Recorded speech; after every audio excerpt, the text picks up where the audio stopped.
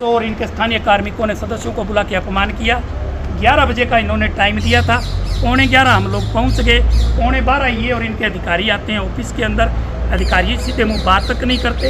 हमारे 2 साथी उनके चैम्बर में गए तो इनको कहा कि अब बाहर चलो, बाद में बात करेंगे।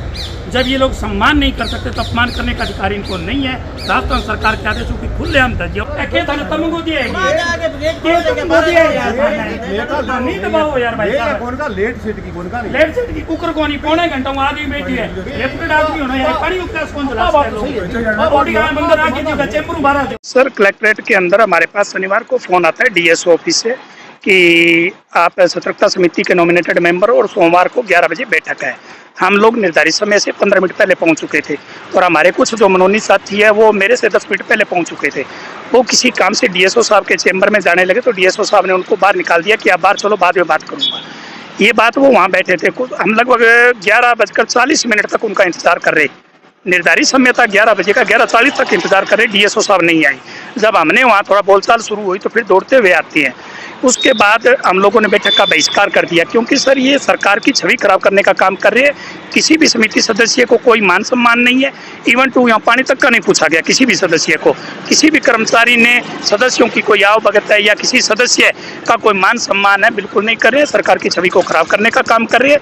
हम इस मामले के अंदर हमने हमारे उच्चाधिकारियों को भी, हमारे पदाधिकारियों को भी अवगत करवाया है। क्या मांग करते हैं आप? मांग हमारी यही है साहब कि डीएसओ के ऊपर जो नियमानुसार विभागीय जो कानून है उनके तहत उनके ऊपर कठिन से कठिन कार्रवाई है वो करवाई जाए और सदस्यों के मान सम्मान का विशेष तौर पर ख्याल रखा जाए, क्योंकि हम जमीन से जुड़े सदस्य होते हैं और जमीन से लोगों को जुड़े लोगों का काम करवाने के लिए पहुंचते हैं तो डीएस ऑफिस में लोगों के काम नहीं हो रहे हैं। सर, क्या नाम आपका?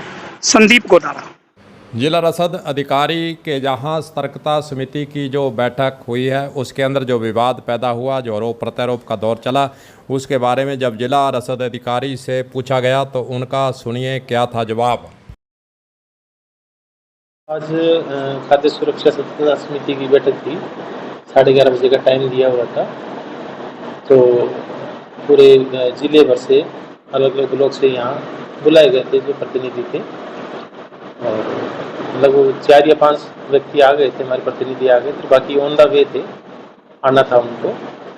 तो मीटिंग हमारे शेड्यूल के हिसाब से 11:30 बजे का टाइम था। 11:30 बजे हमने शुरू करनी थी तो कुछ अभी आए नहीं थे तो इसलिए थोड़ी मीटिंग में थोड़ा डिले था।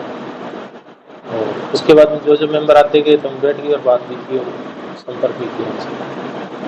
क्या किसी बातचीत को नहीं, ऐसा कुछ भी नहीं था, कोई बातचीत के लिए नहीं था।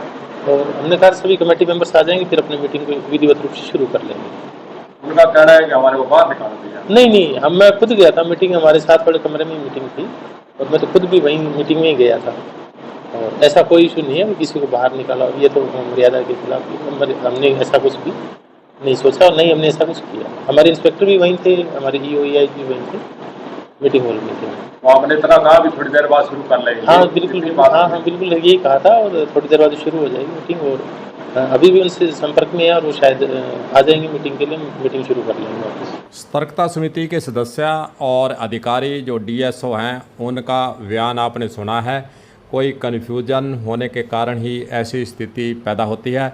अधिकारियों को भी जो सदस्य मनोनीत किए गए हैं और बीजेपी सरकार के वक्त उनको मनोनीत किया गया है, उनकी भी अपेक्षा रहती है कि वहाँ पर हमारी बात को सुना जाए, व्यवहार अच्छा किया जाए। तो अधिकारियों को और जो सदस्य चुने गए हैं, मनोनीत किए गए हैं, दोनों तरफ से सौहार्दपूर्ण वातावरण में जो चर्चाएं होनी चाहिए, जो समस्या आती है उसका निदान कैसे निकाला जाए, उस पर गहनता से विचार विमर्श करने की आवश्यकता है। कलम पंजाबी के लिए गुरदेव सिंह सैनी की खास रिपोर्ट।